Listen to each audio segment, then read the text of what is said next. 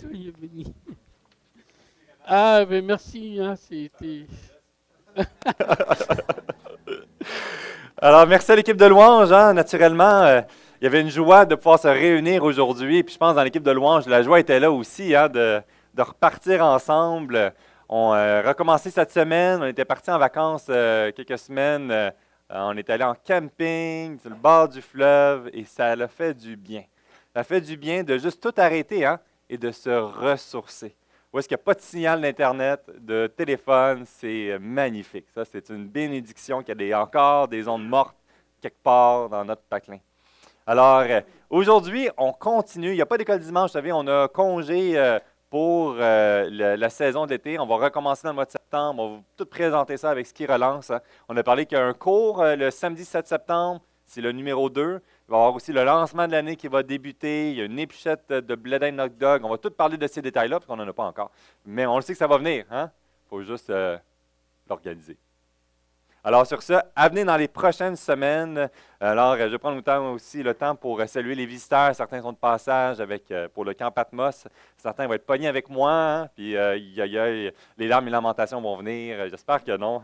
Mais alors, ça va être une belle occasion. Je vais aller enseigner la semaine prochaine qui s'en vient. Je reste disponible s'il y a quelque chose. Mais encore, le réseau, hein, des fois, il n'est pas le meilleur au camp Patmos. Alors, peut-être que des gens ont prié spécialement pour ça, là, que le réseau reste mort dans ce secteur-là.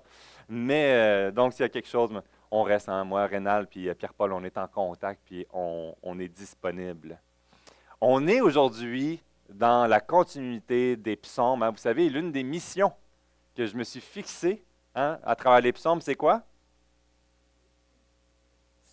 De faire toutes les psaumes au complet, un après l'autre. Puis là, on regardait ça, moi, Pierre-Paul Rénal, cette semaine, me disait, ça va prendre 15 ans à ce rythme-là.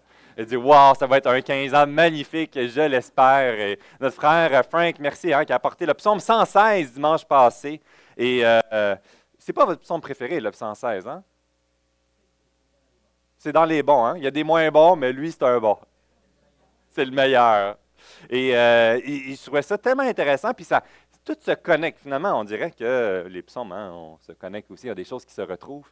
Mais aujourd'hui, je réfléchissais, c'est un que j'avais déjà choisi, qui était le psaume 13, et je trouvais intéressant de le connecter avec le psaume 116 et les autres qu'on a vus un peu plus. Notre frère Rénal aussi en a abordé un cet été. Puis, vous savez, on a cette joie de savoir que Dieu existe, et on a cette joie lorsqu'il répond à notre prière.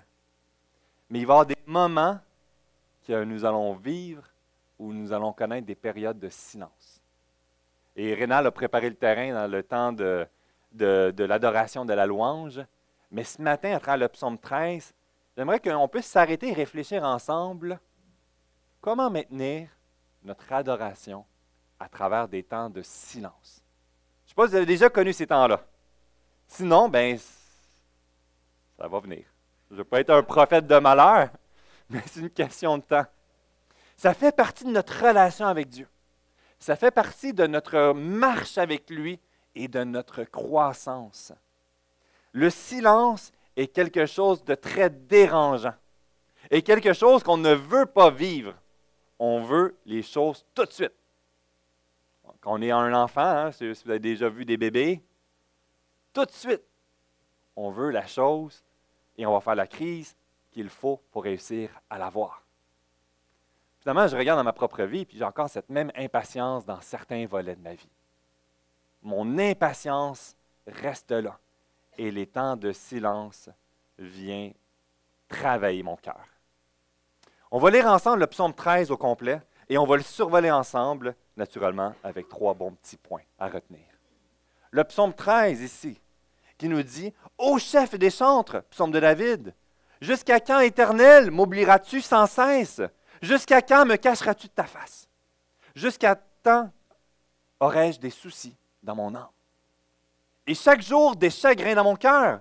Jusqu'à quand mon ennemi s'élèvera-t-il contre moi? Regarde et réponds-moi, Éternel mon Dieu. Donne à mes yeux, merci, la clarté, afin que je ne m'endorme pas par le soleil de la mort, afin que mon ennemi ne dise pas, je l'ai vaincu, et que mes adversaires ne se réjouissent pas si je chancelle. Moi, j'ai confiance en ta bonté, j'ai de l'allégresse dans le cœur à cause de ton salut. et je chante à l'Éternel, car il m'a fait du bien. Amen. Et je trouve que ce psaume-là est dérangeant en partie. Et c'est un des psaumes qu'on découvre ici, un psaume de lamentation, qui vient déverser sa souffrance. On trouve environ 65 psaumes qui ont un type de lamentation.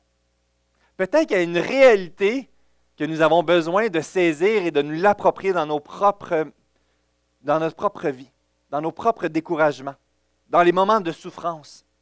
On a des points de repère, des ancrages qu'on peut saisir dans la richesse des psaumes et se l'approprier dans notre vie. Ici, un théologien résume ce psaume en disant que c'est une prière d'un fidèle qui est abattu par une souffrance qui est prolongée et sur le seuil de tomber dans le désespoir. Il y a plusieurs psaumes qui nous font penser à cette réalité-là. Il y a une richesse de saisir. On découvre à travers les temps de silence, c'est une occasion qui va nous permettre de révéler notre cœur. Vous savez, dans les visites pastorales, dans les années, on rencontre différentes situations, puis c'est arrivé plusieurs fois que des personnes ont partagé avoir cessé de prier Dieu. D'une déception sincère et profonde, créée par une douleur qui s'est prolongée. Pourquoi continuer si Dieu ne répond pas? Pourquoi continuer? J'ai crié à lui, jour après jour. J'ai fait tout ce que je pouvais et il ne m'a pas répondu. Pourquoi continuer encore aujourd'hui? Le silence va être une occasion de sonder notre cœur. Ça va mettre en lumière des aspects. On découvre ici dans ces premiers versets, les versets 2-3, « Jusqu'à quand, l'Éternel, m'oublieras-tu sans cesse? Jusqu'à quand me cacheras-tu ta face? Jusqu'à quand aurai-je des soucis dans mon âme et chaque jour des chagrins dans mon cœur? Et jusqu'à quand mon ennemi s'élèvera-t-il contre moi? » La souffrance fait partie de la réalité du croyant. Il y a la réalité qu'on va le découvrir dans la vie, au jour après jour. Et venir à l'Évangile serait un mensonge de croire que toutes les conséquences du péché est retirées et je ne vivrai plus jamais de souffrance. On va être déçu de cette réalité-là lorsqu'on va être confronté. La souffrance n'est pas anormale. La souffrance n'est pas opposée à notre identité d'enfant de Dieu. Ce n'est pas l'opposé de l'amour de Dieu à mon égard. La réalité de la souffrance dans laquelle que chacun d'entre nous, on pourrait dire chacun sa propre définition de ce qui nous fait souffrir présentement ou de ce qui nous a fait souffrir dans ces temps qui a perduré et que ça a continué de gruger à l'intérieur. Ce qui est intéressant, c'est à travers cette période de silence, comment réagissons-nous? Vous voyez, des fois, à travers des périodes, ça va refléter des reflets cachés de notre cœur. Est-ce que c'est un besoin de contrôle? Est-ce que c'est une fuite? Ou la recherche d'une solution rapide, qu'importe le prix, pour notre sécurité? Ces trois éléments, je réfléchissais, puis on lisait, puis on voyait à travers des modèles, des beaux modèles dans les Écritures, puis des mauvais modèles, puis on va le voir le prochain. Mais le silence va mettre en lumière, parfois, un mensonge, ou une fuite, ou une brèche dans notre sainteté, dans lequel on voudrait tout de suite accourir. Quand le temps perdure, notre sécurité dans le contrôle est ébranlée. La fuite de la souffrance, dans la réalité de ne pas vouloir souffrir. Et aujourd'hui, on est dans une société où la recherche de la souffrance, elle est effacée au maximum. On veut raccourcir la vie au besoin de ne pas souffrir. On veut retirer la vie de la nouvelle naissance si on voit qu'il y a une possibilité que l'enfant souffre. On veut éliminer les gens autour de nous qui pensent différemment de nous et que ça crée une souffrance, de l'inconfort de ne pas être égaux dans nos pensées. Notre besoin de sécurité, peux-tu produire tous les moyens qui sont légitimes pour y arriver à bâtir notre sécurité? La douleur qui perdure peut nous amener soit à nous isoler ou à prendre le contrôle de la situation pour arriver à nos fins. Et ce que je trouve intéressant ici, c'est que ce psaume, le psaume 13, qui est écrit par le roi David, la question se pose, il ne précise pas c'est dans quel contexte. Il y a 2-3 alternatives, 2-3 positions. Celle qu'on pense que c'est dans le début avec le roi précédent, Saül, bien qu'il l'aimait pendant quelques instants, s'est mis à le détester profondément, à vouloir le tuer et de fuir. Est-ce relié avec la fuite avec son fils? Est-ce relié à une autre situation? Une chose qui est intéressante, c'est que ce que nous découvrons à travers le psaume 13 est un contraste avec le roi précédent. Dans les moments de silence, il a réagi autrement. Il a repris le contrôle de la situation, qu'importe le prix. On découvre dans 1 Samuel, je trouve ça le fun, ce qu'on est en train de faire avec les enfants, la lecture d'un Samuel, un chapitre à la fois. Et dans 1 Samuel, chapitre 28, on découvre une situation, une autre période, une épreuve, une période de silence et une réaction. 1 Samuel 28, versets 4 à 9 nous dit « Les Philistins se rassemblèrent et vinrent installer leur camp à Sunem. Et le roi assemblèrent tout Israël établir leur camp à Gilboa. À la vue du camp des Philistins, Saül fut rempli de peur et son cœur trembla violemment. Il consulta l'Éternel, mais l'Éternel ne lui répondit pas, ni par des rêves, ni par l'Urim, ni par des prophètes. Saül dit avec ses serviteurs, « Cherchez-moi une femme capable d'invoquer les esprits, et j'irai la consulter. » Ses serviteurs lui dirent, « À Endor, il y a une femme capable d'invoquer les esprits. » Alors Saül, se déguisant en enfilant d'autres vêtements, est parti avec 2 hommes. Ils arrivèrent de nuit chez la femme, et il lui dit, « Pratique donc la divination pour moi en invoquant un mort, en faisant monter pour moi celui que je t'indiquerai. » La femme lui répondit, « Tu sais que Saül a fait de la manière dont il nous a fait disparaître du pays ceux qui sont capables d'invoquer les esprits et les spirites. Pourquoi donc tends-tu un piège à ma vie? Veux-tu me faire mourir? » On découvre qu'à travers cette période de silence, l'inconfort, la souffrance du désespoir et du danger dans lequel il se rapporte a été légitime pour lui pour trouver sa propre solution. Et il a désobéi à Dieu. Et il va en avoir les conséquences. Les périodes de silence vont révéler parfois notre facilité à faire des concessions, à remettre en question les voies de Dieu. Pourtant, il y avait un besoin. La souffrance est là. J'ai mal, je souffre. Et Dieu ne répond pas. Alors je vais y aller. Ce qu'on découvre dans le premier point, ça révèle les mensonges et les dangers de prendre les premières voies de la facilité. On découvre le roi David qui va agir différemment. Il va venir auprès du Dieu saint, l'Éternel, le Dieu d'Israël. Il va venir déverser son cœur. La richesse de ce psaume, c'est qu'on découvre son cœur qui est dans la souffrance, qui est dans le doute, qui est dans les questions, puis qui fait quoi avec? Il ne le cache pas devant Dieu. Il vient le montrer. Il déverse son cœur. Voici ma souffrance. Où est-ce que tu es? On pourrait dire, quel arrogant. Quel culot. C'est le Dieu saint, l'Éternel. Qui es-tu pour questionner? Tu devrais mériter la mort à la place de David. Mais non. De vraies relations authentiques, ça passe par l'authenticité. On ne cache pas les choses. Il y a des couples que tout va bien quand on les regarde. Ils se sourient. Et d'un jour au lendemain, ça explose. Ils ont conservé des choses cachées. Même chose avec nos enfants. On peut les garder dans la soumission. Mais si le cœur n'est pas révélé, on ne peut pas parler des vraies choses. Puis on reste en surface.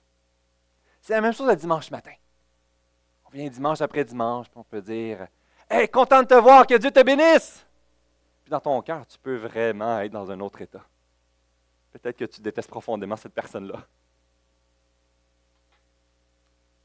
Il a adressé son découragement, son questionnement de silence. Pourquoi tu ne réponds pas? Au lieu de fuir dans sa souffrance, il ouvre son cœur. à celui qui connaît tous les recoins de sa vie. Dans le psaume 62, verset 9, « En tout temps, peuple, confiez-vous en lui, épanchez votre cœur devant lui. Dieu est notre refuge. » La richesse de notre relation avec Dieu, c'est l'accès que nous avons en lui. Cet accès pour déverser nos questions, nos doutes, nos remises en question et avoir la conviction qu'il le sait et qu'il veut l'entendre de notre bouche. Est-ce qu'on le croit vraiment? Est-ce qu'on est prêt à se mettre vulnérable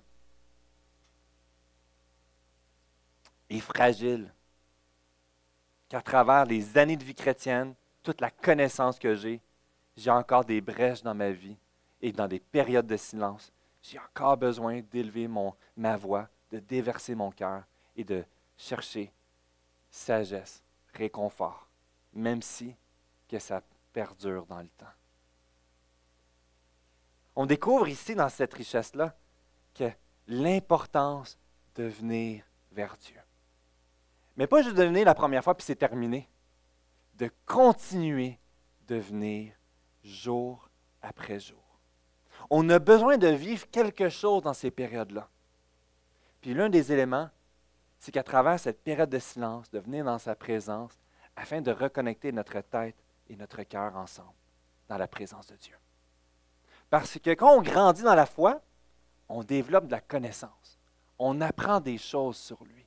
On découvre des éléments. Et à travers ces périodes, Dieu veut nous appeler à reconnecter des éléments ensemble. Dans ce que tu vis présentement et ce que tu sais de lui, il veut le manifester dans ta vie, puis le reconnecter. Je trouve ça intéressant, c'est arrivé le mardi 20 février 2024. Une personne se sentait écrasée. Le poids augmentait à l'intérieur de lui. Il se sentait coincé, qu'il allait mourir. Il devait réagir rapidement. Il se sentait dans un local dans lequel que tout allait l'écraser de l'intérieur et il devait réagir le plus vite possible. Il a saisi une porte à côté de lui, puis a essayé de l'ouvrir pour sortir et fuir cet endroit. Le problème, c'est qu'il se trouvait dans un avion, dans un vol, entre le Nouveau-Mexique et Chicago. Si la porte ouvrait, ça aurait été fort probablement un écrasement. Si la porte ouvrait, ça n'aurait pas été son secours, mais sa mort assurée. C'est déjà arrivé. Des histoires tristes de la sorte. Mais ça me fait penser à moi parfois. Ça me fait penser à moi parfois que dans certaines situations, je veux prendre la première issue de secours pour fuir la source de souffrance. Le temps qui perdure et je veux m'en aller de là. Et je suis comme cette personne dans un avion qui est prête à ouvrir une porte en plein vol pour être sauvé. C'est folie. Il y a un élément qui est évident, mais quand je vis cette souffrance, tout d'un coup, c'est plus si clair que ça. Les versets 4 et 5, il nous le dit ici. Regarde-moi, réponds-moi, Éternel mon Dieu. Donne à mes yeux la clarté, afin que je ne m'endorme pas du sommeil de la mort, afin que mon ennemi ne dise pas « je l'ai vaincu » et que mes adversaires ne se réjouissent pas si je chancelle. On a besoin de lumière. On a besoin de clarté. Et comme on parlait tantôt, la souffrance a tendance à nous refermer sur nous-mêmes, à nous isoler, à fuir. Et on reste dans cet angle de noirceur. On va demeurer parfois avec cette amertume du silence qui a perduré. On va demeurer avec parfois cette colère qui nous gruge de l'intérieur. Et malgré avoir fui, on reste encore avec cette racine d'amertume qui a perpétué. On a fait des concessions et on s'est éloigné de ce qu'on savait qui était évident, qu'on a peut-être enseigné même à l'école dimanche ou qu'on a entendu depuis si longtemps. Et tout d'un coup, lorsque je vis cette situation, j'ai dérapé complètement. On voit ici cette idée dans le sens spirituel. Les ténèbres spirituelles les sombres pensées, les doutes cruels qui remplissaient son âme progressivement. Et la prise de conscience qu'il allait faiblir et fléchir, de ne pas s'endormir de cette mort spirituelle. On le voit ici dans la suite, que ses adversaires ne se réjouissent pas qu'il chancelle et qu'il a besoin du secours qui est possible en l'Éternel. Redécouvre la place de Jésus. On sait tous, Jésus est mort pour nos péchés. Amen. Jésus est notre avocat au ciel. Amen. Jésus a tout accompli à la croix. Amen. Et dans les moments de ce que tu vis, il y a une réalité, une pertinence à reconnecter. Ce Jésus, ce Dieu qui s'est fait chair, a connu lui aussi la souffrance. Il est dit dans Marc 15, 34, à la 9e heure, Jésus s'écria d'une voix forte à la croix. « Éloi, Éloi, lama sabachthani » Je massacre toujours, désolé. Ce qui signifie « Mon Dieu, pourquoi m'as-tu abandonné? » On découvre des psaumes, dont le psaume 13 et d'autres, cette même réalité qu'à travers cette période de silence, on pense que Dieu nous a abandonnés. Ce Dieu s'est abaissé, s'est humilié, a accepté de passer par la souffrance.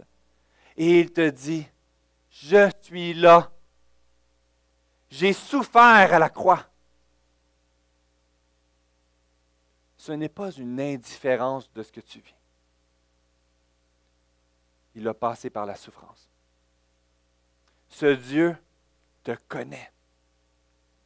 Dans Hébreux 12, 2, il nous dit, « Courons avec persévérance l'épreuve qui nous est proposée.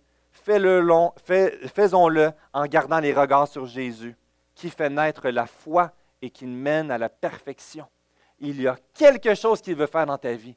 Il y a quelque chose qu'il veut accomplir. Il veut affermir ta foi. Il veut t'amener vers un endroit que tu ne connais pas. Il connaît les mensonges que tu nourris. Il sait d'où tu arrives. Il sait où tu t'en vas. Il sait les limites qu'il a établies. Il te connaît mieux que nous-mêmes. Il y a un réconfort à ce niveau-là. Non seulement ça, c'est lui ton secours. Ce n'est pas la porte que tu vas voir nécessairement la première, comme dans l'avion, à ouvrir rapidement, qu'importe où est-ce qu'il s'amène. Mais comme David, il vient, même s'il n'attend pas la réponse de Dieu, il sait que son secours va venir par là. Matthieu 11, 28, il nous dit, « Venez à moi, Jésus qui dit, vous tous qui êtes fatigués et accablés, vous qui êtes déprimés, parce que vous êtes sous un fardeau trop lourd, et je vous donnerai du repos. » Est-ce qu'on le croit vraiment? Toutes ces connaissances-là, on est tous d'accord de dire Amen, oui, oui, oui. Mais quand je vis, j'ai besoin de le redécouvrir et de me l'attacher dans ma vie, dans cette situation-là spécifique. Et les périodes de silence vont venir les éprouver entre ce que je sais et ce que je veux vivre et que j'ai besoin de m'y agripper. Et comment faire pour m'y agripper? Ça commence à travers notre vie de prière. Jacques nous instruit à travers la souffrance qui perdure et l'importance de venir dépendre de notre Seigneur. De vivre à travers cette connexion dans la prière. C'est ce que David fait. C'est ce qui nous instruit à nous aujourd'hui et c'est ce qu'on a besoin de faire. Et souvent, c'est intéressant, quand je souffre, je prie rapidement dans le début, mais quand la souffrance continue, ma prière diminue aussi. Quand le temps perdure, ma vie de prière sur ce sujet peut avoir cette tendance de réduire progressivement. Jacques nous dit dans le chapitre 1, versets 2 et 3, « Mes frères, regardez comme un sujet de joie complète les épreuves diverses auxquelles vous êtes exposés, sachant que l'épreuve de votre foi va produire la patience. » Plus loin, si quelqu'un d'entre vous manque de sagesse, qu'il la demande à Dieu. Il donne simplement et sans reproche et il sera donné. Notre besoin de redécouvrir notre vie de prière quand ça va bien et quand ça va mal. De parler à lui, de parler à Dieu. de parler seul à seul et de parler ensemble à lui. D'avoir des frères et des sœurs auxquels on peut ouvrir notre cœur. Puis dire, je souffre. Je ne comprends pas. J'ai des doutes. Il y a un temps ça n'arrête pas. J'ai demandé et ça dure et j'ai mal. Et la solution est en s'élevant notre voix vers lui. Et la question se pose, hein? Oui, mais jusqu'à quand je devrais prier? Est-ce que vous êtes déjà posé cette question-là? Je n'ai pas de réponse. Est-ce que je devrais encore prier pour cette situation-là? Jusqu'à quand je devrais continuer de prier? L'apôtre Paul nous instruit et nous rajoute un élément qui est intéressant. À travers ma vie de prière, à parler à Dieu, à partager mes doutes, mes questionnements, mes remises en question, ma douleur, mon opposition. Je ne veux pas aller dans cette voie-là. Seigneur, qu'est-ce que tu veux de moi? Libère-moi. Et à travers le temps, l'apôtre Paul nous dit dans 2 Corinthiens, chapitre 12, versets 8 à 10, « 3 fois j'ai prié le Seigneur de s'éloigner de moi. Et il m'a dit, ma grâce te suffit, car ma volonté s'accomplit dans la faiblesse. Je me glorifierai donc plus volontiers de mes faiblesses, afin que la puissance de Christ repose sur moi. » Il y a une grâce que Dieu veut déverser dans les moments de souffrance. Et ce qui est intéressant, c'est que ça ne veut pas dire qu'à la 3e moment de prière, ça va être suffisant. Voici, c'est 3 fois. Prie 3 fois, puis ça va être réglé. Ce qu'il est en train de dire ici, c'est que Dieu veut te faire goûter quelque chose. Il y a une grâce que Dieu veut te déverser. Il y a une paix qu'il veut te transmettre dans ce que tu vis. Ça peut être par une libération, ou ça peut être à une paix à surmonter ce que tu vis présentement dans le temps dans lequel que tu es et qui peut continuer. Mon épouse et moi, on partageait, puis il y a eu des situations de souffrance et il y avait un sujet qui pesait sur notre cœur, sur une souffrance d'un enfant, d'un de nos enfants. Et c'est des cordes sensibles. Puis à un moment donné, ma femme me partageait, j'ai pas jeûné, puis j'ai pas crié mon cœur à Dieu. Puis elle a pris un temps spécifique, puis elle a étanché son cœur à Dieu. Puis elle est revenue après, puis elle a dit, j'ai une paix. J'ai une paix dans ce qu'on vit. À travers cette période, dans sa proximité avec Dieu, Dieu a fait grâce. Et la période de la souffrance a continué. Mais Dieu a fait grâce de lui transmettre cette paix pour passer à travers. Parfois, c'est qu'on arrête avant. As-tu besoin de redéposer quelque chose à Dieu? De continuer de prier, de venir intercéder. Seigneur, j'ai cet élément-là dans ma vie, puis j'ai juste perdu confiance que tu pouvais intervenir, que tu pouvais agir. Seigneur, libère-moi de cette souffrance. Ou Seigneur, viens à mon secours. Il y a cette grâce que Dieu veut manifester dans ta vie. La voix de l'amertume, de la colère, de la fuite n'est pas la voix de Dieu de l'Esprit. Prenons les moyens de grâce que Dieu nous a donnés. Puis l'un des moyens de grâce, vous savez, c'est quoi? C'est l'Église. C'est un moyen de grâce qui est imparfait. Mais à travers l'Église, on peut prier les uns pour les autres. On peut s'encourager à continuer, à avancer et à s'émerveiller de ce que Dieu fait. On peut élever nos voix.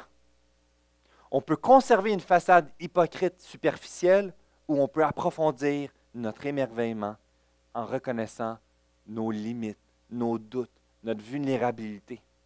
De trouver des contextes dans l'Église de grâce et à travers les groupes vie de l'Église, on veut développer cet élément-là qu'en petits groupes, on se réunit, on parle des vraies choses, on pleure quand il faut pleurer et on célèbre quand on célèbre. qu'on peut trouver des gens avec qui je peux appeler pour dire « Je suis découragé » et qui ne va pas te sortir la Bible et te donner un coup en arrêt de la tête. Les moyens de loi et les moyens de grâce. Mais de venir y pleurer avec cette personne. De s'encourager dans les promesses de Dieu. Et de goûter une paix qui est impossible à goûter sans lui. C'est ma prière. Et on a besoin de reconnecter notre tête avec notre cœur dans notre relation avec Dieu. De ce que je sais, je veux le vivre puis l'appliquer. Seigneur, aide-moi. Viens à ma rencontre. Et vous savez, cette période-là, ce que ça va produire, ça va approfondir notre adoration. Notre relation avec Dieu veut s'approfondir. Et ça va passer dans des périodes de silence. Des périodes qu'on va continuer à persévérer, à lui demander, à s'éloigner, puis à revenir, puis à demander, Seigneur, j'ai douté de toi, j'ai arrêté, mais je sais que tu m'accueilles. Et parfois, ce temps va venir brimer notre adoration. Mais c'est quoi le temps? C'est quoi long? Vous savez, responsable jeunesse, on accompagne des jeunes, vous avez des jeunes ou quoi que ce soit. Il y a des crises existentielles qui vont se produire. Des peines d'amour à 12 ans parce que la fille de leur vie, ça ne fonctionne plus et leur vie est finie. Ils ne vont plus jamais connaître l'amour. Ils n'ont plus aucune raison d'être. On pourrait banaliser leurs sentiments, mais ça fait vraiment mal. Mais la vie n'est pas finie. Il y a tellement de choses à découvrir et à voir. C'est jeune, 12 ans pour fréquenter. Là, c'est le père qui parle. Mais bon, on continue. Puis après ça, dans ma propre situation que je vis, j'oublie la perspective de l'éternité. J'oublie la perspective que Dieu est à l'extérieur du temps, que le royaume céleste n'est pas limité dans ces balises-là. Et lorsque je perdure dans mon 20 ans de souffrance, je suis comme le jeune de 12 ans qui souffre dans sa peine d'amour d'été. Comprenez l'image? L'éternité. Et Dieu est en train de faire de quoi? Puis il dit, c'est une étape, mais c'est rien comparé à tout ce qui s'en vient. Tout ce que je veux te faire goûter. Tu ne connais pas la suite, mais moi je le sais. Fais-moi confiance. Et de pouvoir, sans nécessairement avoir goûté la libération, goûter une paix et une joie malgré les périodes de souffrance. Ça vient approfondir notre adoration. On découvre des chants qu'on célèbre, puis qu'on ne connaissait pas l'histoire d'en arrière, et qu'on apprend des histoires horribles, de gens qui ont perdu leur famille, des gens qui ont été persécutés, puis que Dieu leur a fait goûter une paix incroyable, et ils ont rédigé cet hymne, ce cantique qu'on célèbre aujourd'hui, sans comprendre par tout ce séminaire, et la richesse et la profondeur du chant est créée à travers ce que Dieu a fait dans sa vie, dans cette période de silence et de souffrance. Notre adoration va s'approfondir à travers l'œuvre de ce que Dieu est en train de faire. Je ne le vois pas, mais je le célèbre parce que je sais qu'il agit présentement. Et amené jusqu'à dire, j'ai confiance à ta bonté, j'ai de l'allégresse dans le cœur à cause de ton salut, je chante à l'Éternel, car il m'a fait du bien. Il m'a fait du bien. Il t'a fait du bien. La joie qui repose sur notre salut, premièrement. Je sais que j'ai accès à lui. Je sais qu'il est venu me chercher à ce moment-là. Rappelle-toi, à quel moment tu es venu à l'Évangile, à quel moment et comment il est venu te chercher. Sur cette fondation, ces points d'ancrage dans ma vie, je peux avoir cette assurance, comme Jean 10, 28, je leur donne la vie éternelle, ils ne périront jamais, et personne ne les ravira de ma main. J'ai cette assurance, j'ai cette foi que je peux avoir sur ce qu'il a promis et ce qu'il a fait dans ma vie en arrière. Regarde en arrière, qu'est-ce qu'il a fait? Regarde dans les Écritures. Plonge ton regard dans la parole. Émerveille-toi de ce qu'il a accompli, de ce qu'il a promis, de ce qu'il continue de faire et de ce qu'il s'en vient de faire. L'importance de nous émerveiller à la lumière des Écritures. Ici, l'espérance même désespère et le désespoir espère. Ce qui y a encore de vivant en nous, ce sont les soupirs de l'esprit. Il faut comprendre ces choses, les avoir éprouvées, Martin Luther a dit. Rappelle-toi et approprie-toi ces promesses pour ta propre vie, pour ce que tu vis. En regardant dans le passé, en regardant dans ce que tu vis, et en regardant ce que Dieu a promis, où est-ce qu'on s'en va. Un pasteur a écrit « Je me rappelle la manière d'agir de l'Éternel, et je veux me rappeler et me souvenir de ses miracles passés. » Peut-être qu'il veut te faire goûter par une guérison miraculeuse, une libération incroyable. Et peut-être qu'il va te dire aussi, ma grâce te suffit. La plus grande libération, tu vas le goûter dans sa présence. Il y a de quoi d'incroyable. Puis il dit, tu souffres pour peu de temps. Mais regarde où est-ce que tu t'en vas. Et pendant toute cette période de souffrance, rappelle-toi que je suis au contrôle. Rappelle-toi que j'ai mis des limites. Rappelle-toi que tout est soumis à ma volonté et que je sais ce que tu vis. Et je prends plaisir à t'entendre dépendre de moi. Hein? L'apôtre Paul nous dit dans 2 Corinthiens 4, « Car nos légères afflictions du moment présent produisent pour nous, au-delà de toute mesure, un poids éternel de gloire. » Lui qui a été lapidé, qui a été rejeté, qui a été trahi, arrêté, faussement accusé pour toutes ces choses-là et finalement exécuté. Il appelle ça de légères afflictions temporaires. Pas en train de dire, bon, mais ça t'affecte, fait que tu pêches, puis tu es un mauvais chrétien, puis c'est pas ça que tu es en train de dire. C'est que Dieu veut te faire goûter cette mesure de grâce dans ta vie, dans ce que tu vis. Pour chacun d'entre nous, dans les moments de silence, ça va nous forcer à voir où est-ce que je vais diriger mon regard. Et devenir avec cette ferme conviction que Dieu veut te faire goûter quelque chose. Et prie, et continue, et élève ta voix jusqu'à ce qu'il y ait une libération ou une paix que Dieu a transmise dans ton cœur. Cette lamentation dans ce psaume 13 n'est donc pas simplement se plaindre et se lamenter. Hein. Nous, j'ai invité l'équipe de louange dans cette conclusion ici, mais j'ai ça aussi. OK, je vais le faire après. Les Québécois, on dit qu'on aime ça chialer.